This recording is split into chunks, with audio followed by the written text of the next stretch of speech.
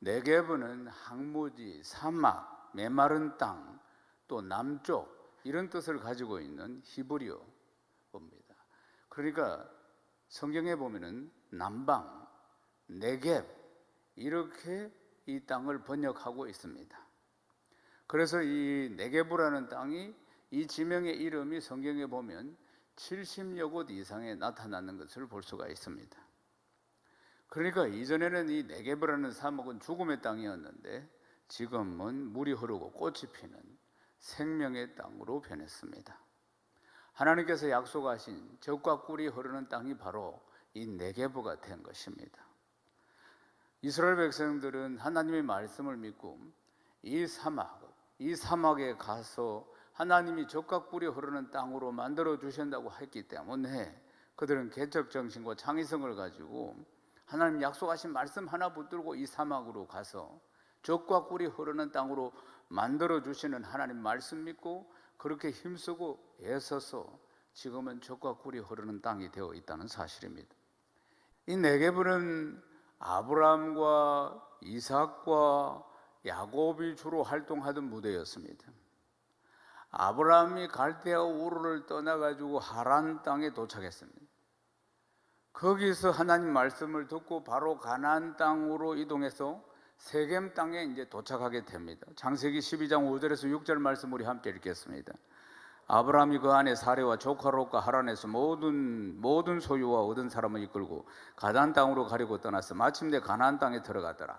아브라함이 그 땅을 지나 세겜 땅 모래에 상수리 나무에 이르니 그때 가나안 사람이 그 땅에 거주하였더라. 아멘. 이 세겜은 히브리어로 어깨라는 뜻입니다.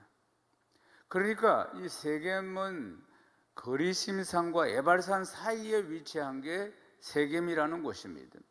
사진을 보시면은 그러니까 왼쪽이 거리심산이고 오른쪽이 에발산입니다. 이 중간에 있는 게 세겜이라는 겁니다. 세겜 땅이 바로 이렇게 생겼습니다.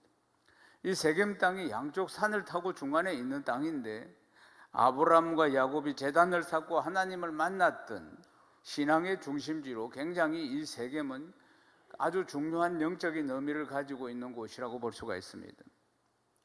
야곱이 형 에서를 속여가지고 그래서 도망을 갈 때 그때 밧다람에서 돌아와가지고 세겜에다 장막을 쳤습니다. 그래 그 땅을 샀습니다. 그래서 제단을 쌓고 엘헬로의 이스라엘, 하나님 이스라엘의 하나님 이렇게 불렀던 곳이 바로 세겜이라는 겁니다. 여호수아 8장에 보면은 모세가 축복과 저주를 선포할 때 이 장소가 바로 세겜이었습니다. 여호수아가 모든 백성을 소집해서 이제 백성은 절반은 거린심산 이쪽에 세우고 절반은 에발산에 세워가지고 율법의 말씀을 낭독하고 제단을 쌓고 언약을 맺었던 장소도 바로 세겜입니다. 이 요셉이 애굽에서 죽었습니다. 애굽에서 죽은 총리로 살다가 애굽에서 죽은 요셉을 장사하지 않고 입감만 해놨습니다. 그리고는 요셉의 유골을 후손들이 가져와서 세겜 땅에 묻었던 것입니다. 그것은 요셉의 유언이었습니다. 세겜을 수가라 이렇게 부르기도 합니다. 수가성 우물가에 진정한 예배할 곳을 찾는 사마리아 여인, 주께서 영과 진리로 예배해야 한다 말씀하신 곳이 바로 세겜입니다. 그곳도 세겜인 것이에요. 그러니까 세겜이라는 것은 굉장한 영적인 의미를 가진 곳입니다. 그러니까 하나님께 예배드리는 곳, 예배를 회복하는 곳, 이런 것을 의미를 가지고 있는 곳이 바로 세겜이라는 것입니다. 사랑하는 여러분, 오늘 예배를 통해서 우리의 신앙의 세겜, 회복의 세겜 일어나기를 주의 이름 축원합니다. 아브라함이 세겜 땅에 들어왔을 때 드디어 이제 하나님의 말씀을 듣게 됩니다. 창세기 12장 7절 말씀 우리 함께 읽겠습니다. 여호와께서 아브라함에게 나타나 이르시되 내가 이 땅을 네 자손에게 주리라 하신지라. 자기에게 나타나신 여호와께 그가 그곳에서 제단을 쌓고. 아멘. 하나님께서 아브라함에게 나타나셔가지고 내가 이 땅을 네 자손에게 주리라 이렇게 말씀하셨습니다. 세겜에 왔을 때 말씀하신 것입니다. 그러니까 하나님이 이 말씀은 무슨 뜻이냐면 이제 돌아다니지 말고 이곳에서 말뚝을 박아라, 이곳에 완전히 정착을 해라, 이러한 뜻인 겁니다. 자손되도록 이 땅에서 뼈를 묻어야 한다, 세겜에서, 이렇게 말씀하신 것입니다. 그렇지만은 아브라함은 아직 하나님을 잘 모르기 때문에 이 말씀의 뜻을 잘 모르는 것입니다. 하나님이 무슨 이야기를 하시는지 잘 이해를 못하는 거예요. 처음에 하나님 말씀을 듣고 고향 땅 떠나서 이곳으로 왔지만은 아직 아브라함은 하나님을 잘 모르는 겁니다. 그러니까 뼈를 묻어라, 이 땅에 자손되도록 뼈를 묻어서 살아라, 하나님 그렇게 말씀하시는데 아직 지금 자손도 없는데, 그러니까 자손이 없는데 이게 무슨 황당한 소리다, 이렇게 생각을 했을 것입니다. 그렇지만은 그 말씀을 듣고 자기에게 나타난 여호와라는 신 앞에서 그가 제단을 샀습니다. 제단을 샀는다는 것은 신에게 제물을 드릴 상을 차린다, 이런 뜻입니다. 창세기 12장 8절 말씀 함께 읽겠습니다. 거기서 베델 동쪽 산으로 옮겨 장막을 치니 서쪽은 베델이요 동쪽은 아이라. 그가 그곳에서 여호와께 제단을 샀고 여호와 이름을 부르더니 점점 남방으로 옮겨갔더라. 아멘. 아브라함이 하나님 말씀을 들으면은 즉시 제단을 샀습니다. 신을 존중한다는 뜻이지. 하나님을 아직 모르지만은 신이 와서 이야기를 하니까 존중하는 뜻에서 제단을 샀고 제사를 드리는 것입니다. 그래서 이제 또 베델로 갑니다. 거기서 또 제단을 샀습니다. 그리고 여호와라는 이름을 부르면서 제단을 샀습니다. 아브라함의 삶의 특징이 바로 이겁니다. 아브라함은 아직 하나님에 대해서 잘 모르지만 그러나 가는 곳마다 제단을 쌓는 행동을 한다는 겁니다. 말하자면은 제단을 쌓는다는 게 뭡니까? 하나님께 예배를 드린다는 겁니다. 말하자면. 그러니까 하나님에 대한 갈망이 있습니다.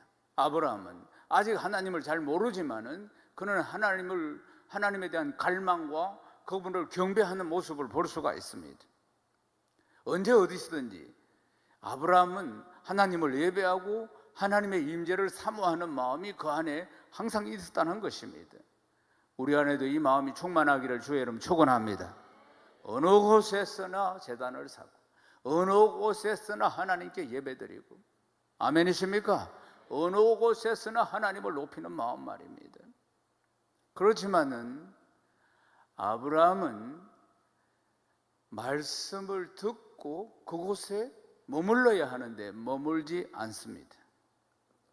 말뚝을 박아야 된다, 이렇게 말씀하셨는데, 대대로 그곳에 살고 충성해야 된다, 이렇게 하셨는데도 불구하고 계속 옮기는 겁니다. 계속.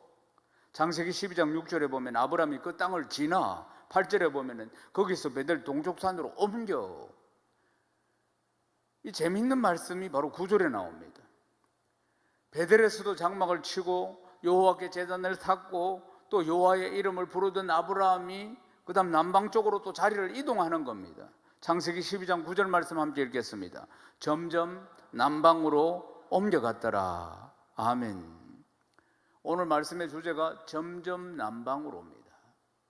오늘 그게 핵심 키워드입니다. 점점 남방으로. 아니, 세겜에서 정착을 하고 뿌리를 내려서 대대로 살아라 이랬는데도 불구하고 그는 제단을 샀고 하나님께 예배 드리면서도 자기 생각을 여전히 가지고 있었다, 이 말입니다. 그러면서 점점 남쪽으로 옮겨갔다는 사실이에요.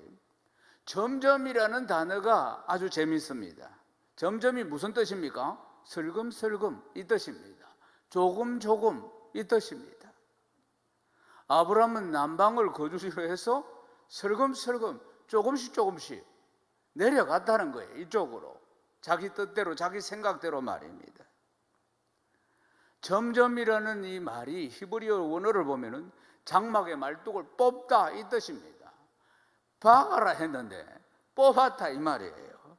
장막을 걷어서 이주하다, 이 뜻이 바로 점점이라는 겁니다. 이들의 집은 장막이라는 거 아시죠? 유목민들이기 때문에. 근데 이걸 뽑아서 옮겼다, 이 말입니다. 이게 반복적으로 나타나는 장면을 점점 남방으로 그렇게 표현하고 있다는 것입니다. 아브라함은 여전히 갈 바를 알지 못하고 계속 이동하는 모습을 볼 수 있습니다. 갈 바를 알지 못하고 이동하는 것은 고달픈 삶을 이야기하는 것입니다. 어디 한 곳에 정착을 못하고 있는 것을 볼 수가 있습니다. 왜 그랬을까요? 아브라함이 왜 자꾸 남방 쪽으로 점점 자기의 거처를 옮겨가는 이유가 뭘까? 그 말입니다. 남방으로 내려가면 어디가 나오겠습니까? 남방으로 내려가는 아브라함의 속마음이 어떤 마음일까요? 그러니까 이 점점 남방으로 내려가는 아브라함의 행동을 보면은 세겜에서 하나님의 말씀을 들었지만 그 하나님의 말씀을 믿지 않았다는 겁니다. 말하자면 베델에서도 하나님께 제사를 드렸지만 그렇지만 여전히 하나님에 대해서 잘 모르는 겁니다. 뭔가 절대적인 신이 나타나서 여호와라는 신이 나타나서 가나안 땅으로 가라니까 가고 또 그 말씀하시니까 듣고 그랬지만 여전히 잘 모르는 것입니다. 하나님의 말씀을 몇 번 들었지만은 하나님이 누구신지 제대로 경험하지를 못했다는 사실이에요. 그러니까 아브라함은 남방으로 내려가는 이유는 아마 나일강의 비옥한 땅을 생각했을 것입니다. 남방으로 내려가는. 그런데 그는 이집트의 나일강의 그 비옥한 땅을 생각하면서 조금씩 남방으로 내려가는데, 그런데 하나님께서 비를 주지 않으면 가뭄이 오고 기갈이 되는데 이 척박한 땅에 이 남방으로 옮겨가는 과정 속에서 기근을 만나게 됩니다. 기근을. 그때 아브라함이 취한 행동을 보십시오. 기근을 남방으로 내려가다가 기근을 딱 만나니까 기다렸다는 듯이 짐을 싸서 애굽으로 싹 갑니다. 창세기 12장 10절 말씀 함께 읽겠습니다. 그 땅에 기근이 들었으므로 아브라함이 애굽에 거류하고 거리로 내려갔으니 이는 그 땅에 기근이 심하였음이라. 아브라함은 남방으로 의식을 하고 있었는데 마침 딱 기근이 오니까 전부 다 유목민이니까 싹 다 챙겨서 이집트로 나일강으로 쫙 내려갔다는 것입니다. 그렇게 갈망하던 곳이었습니다. 창세기 12장 14절에서 16절 말씀 우리 함께 읽겠습니다. 아브라함이 애굽에 이르렀을 때 애굽 사람들이 그 여인이 심히 아리따움을 보았고 바로의 고관들도 그를 보고 바로 앞에서 칭찬하므로 그 여인을 바로의 궁으로 이끌어들인지라. 이에 바로가 그로 말미암아 아브라함을 후대함으로 아브라함이 양과 소와 노비와 암수 나귀와 낙타를 얻었더라. 아멘. 아브라함의 아내 사라가 정말 절세의 미인이었던 것 같습니다. 근데 바로가 바로의 궁으로 끌어들여 가지고 자기 아내로 삼으려고 했어요. 자기 아내로 삼으려고 한다는 것은 태양신을 섬기는 그들은 이걸 제물로 바치는 것과 똑같은 것입니다. 말하자면. 근데 아브라함이 속였습니다. 아내라고 하지 않고 누이라고 그렇게 속였다 그 말입니다. 만약에 이게 속인 것이 드러나면은 아브라함의 목숨은 이제 보장받을 수 없는 것입니다. 속였기 때문에. 왕을 속였다 그 말이에요. 신을 속였기 때문에 그렇다 그 말입니다. 그러니까 아브라함의 이 거짓말한 것이 드러나면은 신을 속인 죄로 아브라함은 죽는 겁니다. 근데 아브라함 왜 그랬을까? 아브라함이 자기가 자기 생명을 보존하고 살고 싶은 마음 때문에 이렇게 속였을 것입니다. 아마 말하자면은 그 아내를 취하기 위해서 자기 목숨이 위태로울 수 있으니까 아마 이렇게 했을 것이라고 봅니다. 그런데 아브라함이 지금 아직까지도 하나님을 모르고 그러면서 지금 기근이 오니까 하나님은 세겜에 뿌리를 내리라고 했는데도 자기 생각대로 그냥 이집트로 내려왔습니다. 그러면서도 이렇게 왕을 속이는 일을 했어요.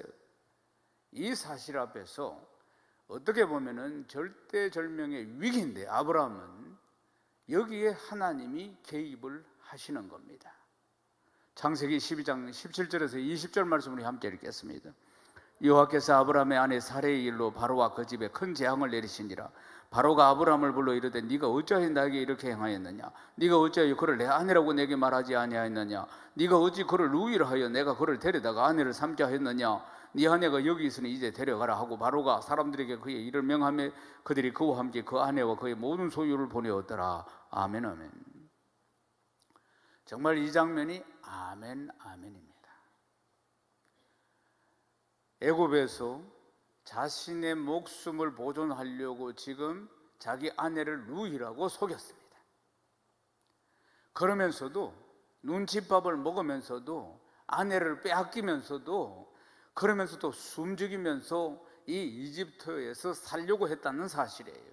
왜냐하면 저곳은 기근이었기 때문에, 절대로 살 수 없었기 때문에 여기서 아내를 빼앗기고 속이고 이러면서도 자기 목숨을 부지하려고 했던 아브라함의 고달픈 인생을 볼 수가 있습니다. 하나님께서는 가라 이렇게 말씀하셨는데 그 한마디만 믿고 왔습니다. 그렇지만은 완전히 하나님을 잘 모르기 때문에 왔긴 했지만은 자기 생각대로 자꾸 일을 저지르는 모습들을 볼 수가 있습니다. 어려운 현실 앞에서 자기 생각을 선택해 가는 아브라함의 모습입니다. 아브라함은 아내를 빼앗기고 그리고 또 거짓말하고 정말 그곳에서 그러니까 이게 들통이 나면 큰일이 나니까 숨죽이면서 살아야 하는 그러한 삶. 왜 그렇게 하면서도 살려고 했을까 하는 것입니다. 그가 하나님을 잘 몰랐기 때문입니다. 하나님께서 갈대아 우리에 살고 있는 그를 불러내신 목적이 있습니다. 오직 하나님만을 섬기는 하나님의 백성으로 그를 선택한 것입니다. 그런데 아브라함은 하나님의 이 의도를 잘 몰랐다는 것입니다. 몰라서 자기 생각대로 가고 있는 아브라함, 이 위기의 아브라함에게 하나님이 나타나신 것입니다. 그리고 꼬여있는 이 문제를 다 하나님이 해결해 주시는 것을 볼 수 있습니다. 그때서야 아브라함이 하나님이 어떤 분이신지 알게 됩니다. 아브라함을 자기 생각대로 살아가고 있는 아브라함을 불꽃 같은 눈으로 보고 계시고 지키신다는 하나님, 이 하나님을 그때서야 아브라함이 알게 됩니다. 하나님께서 아브라함을 보호하셔가지고 많은 재산을 모아가지고 가나안 땅 베델로 올라오게 됩니다. 이러한 여러 가지 상황과 위기를 통해서 아브라함이 무엇을 알게 되었겠습니까? 하나님입니다. 이 인생의 여정 가운데서 하나님이 어떤 분이신지를 보고 듣고 경험하게 되는 것입니다. 하나님은 아브라함에게 드러내셨습니다. 하나님이 어떤 분이신지에 대해서 계속 보시면은, 사랑하는 여러분, 사람이 하나님을 찾아가서 정성을 다해서 빌고 빌어서 하나님을 만나는 것이 아닙니다. 하나님께서 우리의 삶에 친히 찾아오시는 것입니다. 찾아오시는 하나님이십니다. 지금까지 하나님이 우리를 찾아오신 것입니다. 하나님께서 찾아오셔서 우리를 부르셨기 때문에 우리가 오늘 이 자리에 앉아 있다는 것을 믿으시기를 주님 축원합니다. 왜 우리가 오늘 이 말씀을 듣습니까? 아브라함이 살아온 삶들이 우리가 살아가고 있는 삶들과 비슷하기 때문에 그렇습니다. 하나님께서 부르시지 않았더라면 이 자리에 앉아 있을 사람은 아무도 없습니다. 사랑하는 여러분, 우리 기독교는 얼마나 그 사람이 윤리적이고 얼마나 그 사람이 도덕적인 삶을 사는가, 얼마나 올바른 삶을 사는가, 이것을 목표로 하지 않습니다.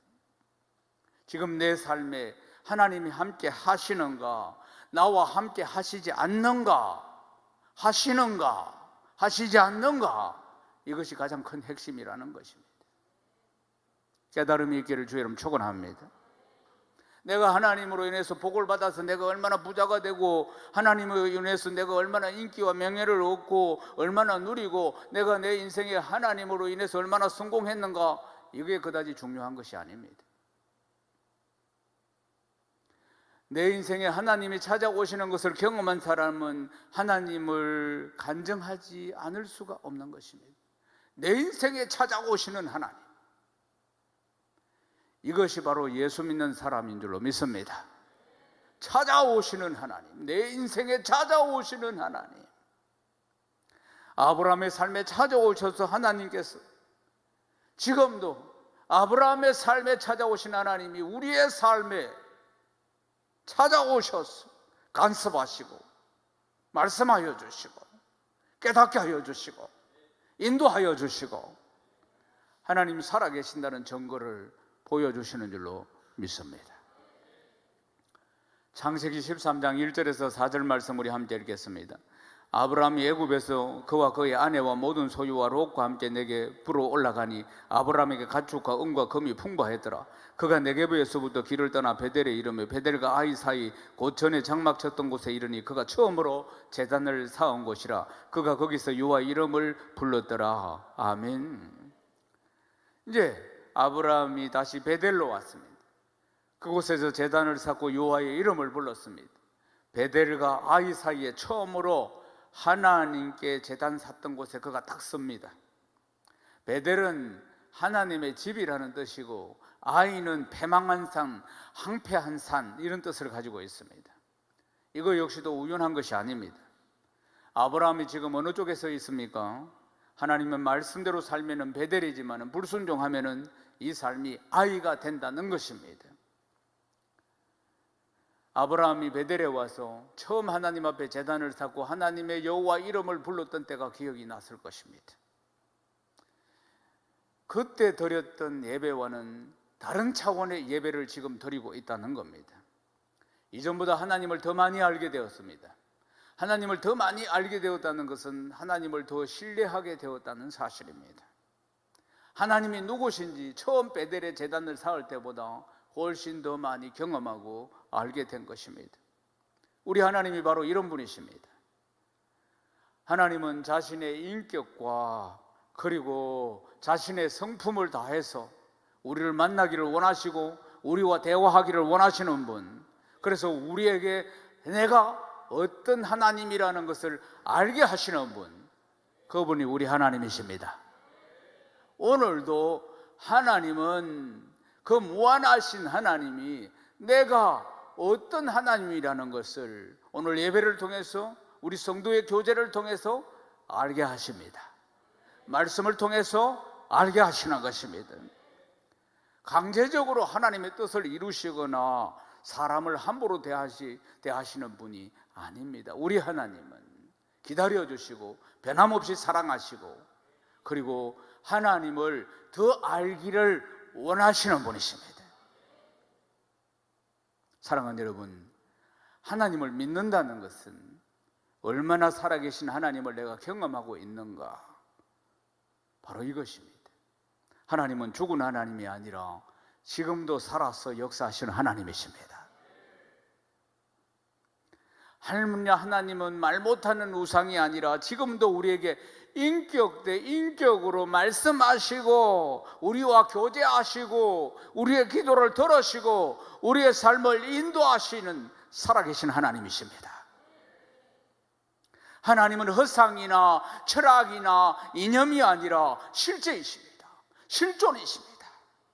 지금도 살아계셔서 우리의 전 인생에 언제나 개입하고 계시고 하나님의 뜻을 찾고 알고 믿고 순종하도록 인도해 가십니다.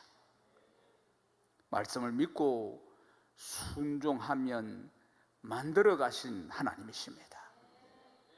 아멘이십니까? 사랑하는 여러분, 우리가 예수를 믿고 신앙생활 하면서 간정이 넘치는 삶이라는 것은 내 삶에 하나님 살아계신 증거들을 증거하는 것인 줄로 믿습니다. 하나님은 살아계시고 우리의 신앙이 살아있다면 반드시 살아계신 하나님을 만난 증거들이 간정으로 날마다 이어져야 할 줄로 믿습니다. 아멘이십니까? 신앙생활을 한다는 것은 내 인생에 하나님이 개입하셔서 하나님이 간섭하신다는 것이고, 이것을 하나님이 내 인생에 개입하셔서 간섭한다는 표현을 은혜 받고 산다, 이렇게 표현하는 것입니다. 아멘이십니까? 하나님이 내 인생을 외면하는 것이 아니라 내 인생에 개입하셔서 인도하시는 것을 은혜를 받았다, 은혜를 덧입고 있다, 이렇게 표현한다는 것입니다. 사랑하는 여러분, 아브라함은 이제 하나님께서 주시겠다고 하신 그 약속, 그러니까 그 약속의 말씀이 무엇인지 이제 조금씩 알아가고 있습니다. 우리도 신앙의 여정이 그렇지 않습니까? 세월을 보내면서 시행착오를 많이 하고 내 생각대로 살아가면서 내 인생에 개입하시는 하나님을 만나면서 점점 하나님을 알아가는 것입니다. 사랑하는 여러분, 오늘 말씀을 통해서 내 시선이 현실만을 직시하는 것이 아니라 우리를 돌이키시는 하나님께로 시선을 집중시켜야 할 줄로 믿습니다. 이제 말씀을 마치겠습니다. 사랑하는 여러분, 예수 믿는 사람은 잠깐 살다가는 이 땅에서 더 편하고 더 안락하게 살아가는 것이 예수 믿는 삶의 목표가 아닙니다. 어떤 상황이나 어떤 환경을 만나도 하나님께서 우리를 도우시고 우리의 삶을 통해서 드러나시는 하나님을 보고, 그리고 듣고, 느끼고, 누리고 영원토록 즐거워하는 것입니다. 그것을 은혜라고 하는 것입니다. 하나님의 은혜를 누리는 사람을 정인이라고 하는 것입니다. 하나님 살아계심을 보고, 듣고, 누리고, 느끼고 하나님께 영광을 돌리는 것이 하나님께서 약속하신 땅에서 벌어지는 하나님의 사건이고 하나님의 역사인 것입니다. 이번 한 주간도 하나님 살아계신 수많은 증거들을 누리고 체험하는 복된 한 주간 되시기를 주님의 이름으로 축원합니다. 축원합니다.